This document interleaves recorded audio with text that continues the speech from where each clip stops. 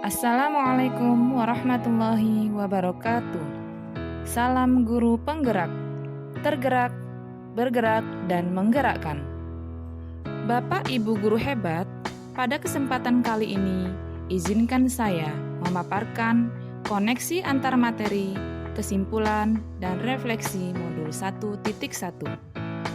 Sebelum mempelajari modul ini, saya percaya bahwa anak adalah selembar kertas putih, dan kewajiban kita adalah mengisi lembar kertas tersebut. Saya juga percaya bahwa guru harus selalu di depan memberi contoh. Guru harus serba tahu dan mentransfer pengetahuannya tersebut kepada murid tanpa melibatkan mereka dalam pencarian konsep pengetahuan tersebut. Pembelajaran yang saya terapkan selama ini lebih berfokus kepada aspek kognitif. Saya akan merasa gagal ketika peserta didik saya tidak mencapai KKM. Saya juga yakin bahwa pembelajaran terbaik adalah di kelas. Karena kelas menurut saya adalah tempat yang memang sudah disiapkan untuk belajar, sehingga di dalam kelas anak lebih terkonsentrasi.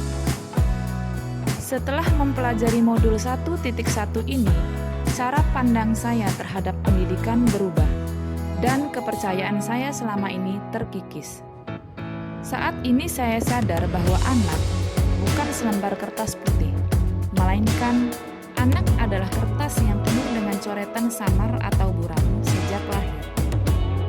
Coretan-coretan buram ini adalah sifat dasar anak, baik dan buruk, yang sudah ia bawa sejak lahir.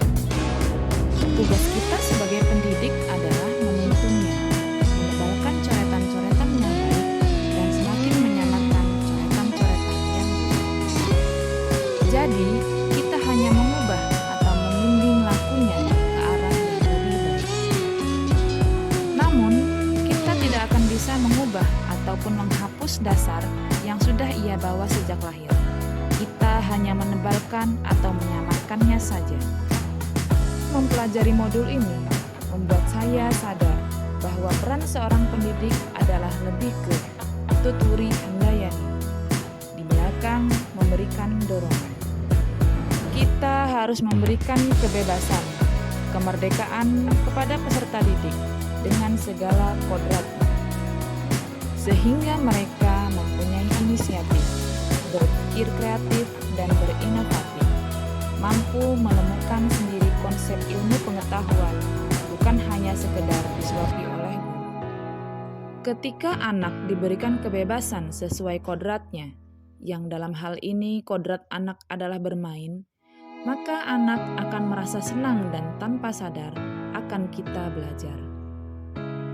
Saat ini saya sadar bahwa aspek kognitif bukan aspek yang terpenting lagi, melainkan harus diselaraskan dengan aspek budi pekerti atau aspek afektif. Kebebasannya haruslah kebebasan yang bertanggung jawab. Budi pekertilah yang akan membentuk manusia yang humanis, manusia yang penuh kasih sayang, hati yang bersih, jujur, juga selamat dan bahagia. Setelah mempelajari modul ini, saya juga sadar bahwa pembelajaran tidak hanya melulu harus selalu di kelas. Justru anak perlu berinteraksi dengan lingkungan sekitar.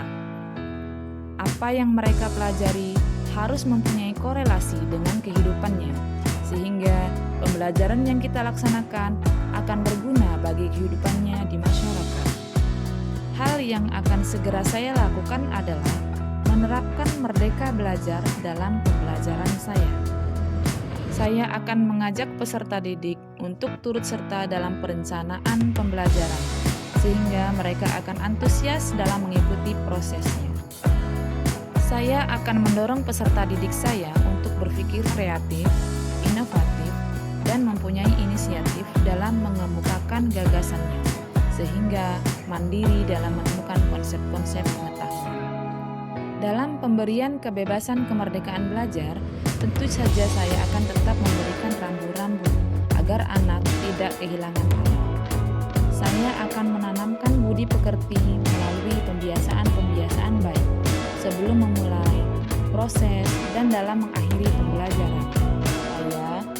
akan meminta dukungan dari orang tua dan lingkungan sekitar. Karena bagaimanapun